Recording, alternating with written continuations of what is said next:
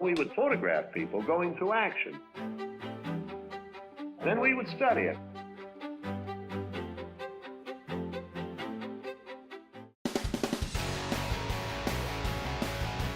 So we're here today talking about Pinocchio.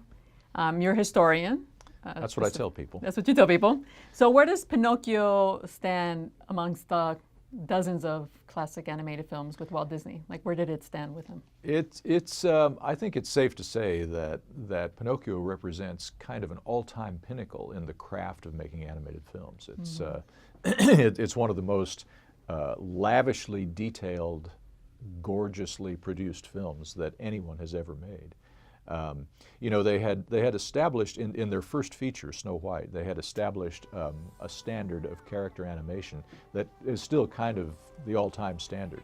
So with Pinocchio, they maintained and refined that standard, but then they also added a whole new layer of effects animation, camera effects, and so on. It's an amazing work of art. Mm-hmm.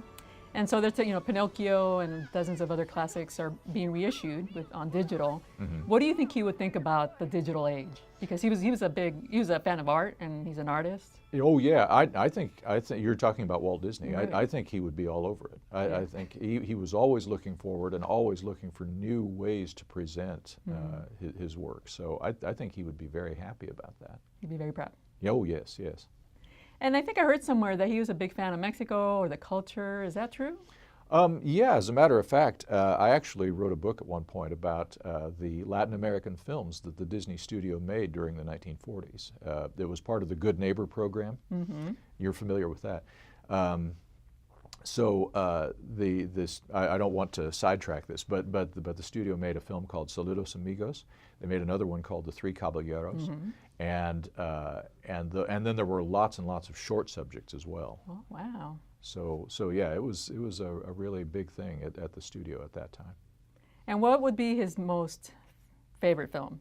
Was he ever public about it, or he just loves all his children? He gave different answers to that, as a lot of filmmakers have done.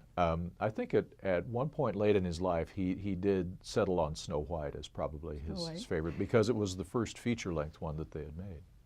And since he was an artist, are there sketches out there that he drew himself? Oh, there are.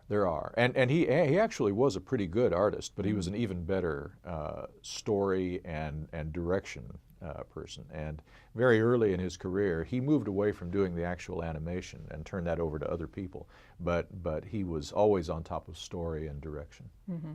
And so we see a lot of movies going live action, like Beauty and the Beast, which is coming up. What do you think would be his thoughts on that? It's hard to say. It's hard to say. I don't know that he. I can't really speak for him. Right.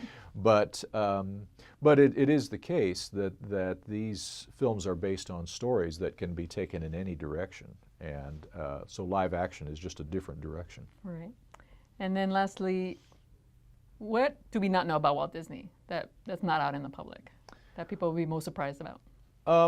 I think that a lot of we do know a lot about him now, but I think that we're just constantly discovering new ideas that he had and new insights that he offered in the making of his films, which you can find as you research them. He's constantly coming up with insights about things that you might not automatically think of. But he was a very forward-thinking individual, and he's you know, 50 years after his death, he's still full of surprises. And what started your fascination with Walt Disney?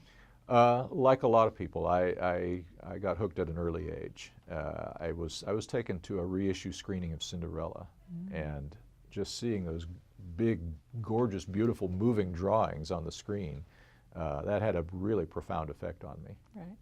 As with anybody, right? Oh yeah, yeah. I think for a while I wanted to be Walt Disney. But that job was taken, so I wound up learning about him and his career instead. Yeah, my mom always tells me the story when she went to Disneyland. She actually saw him at the park. She keeps telling that story over and over because she's so proud that she actually got to see Walt Disney at Disneyland. Yeah, yeah. And he was there often, right? He was, because he loved the place. Yeah. He was really pleased with it. Partly because he could keep tinkering with Disneyland. He said once a film went to the lab, it was done. But with Disneyland, he could keep changing it and making new additions. Right. Okay, well, great. Thank you so much. Well, thank you. Thank you for insight.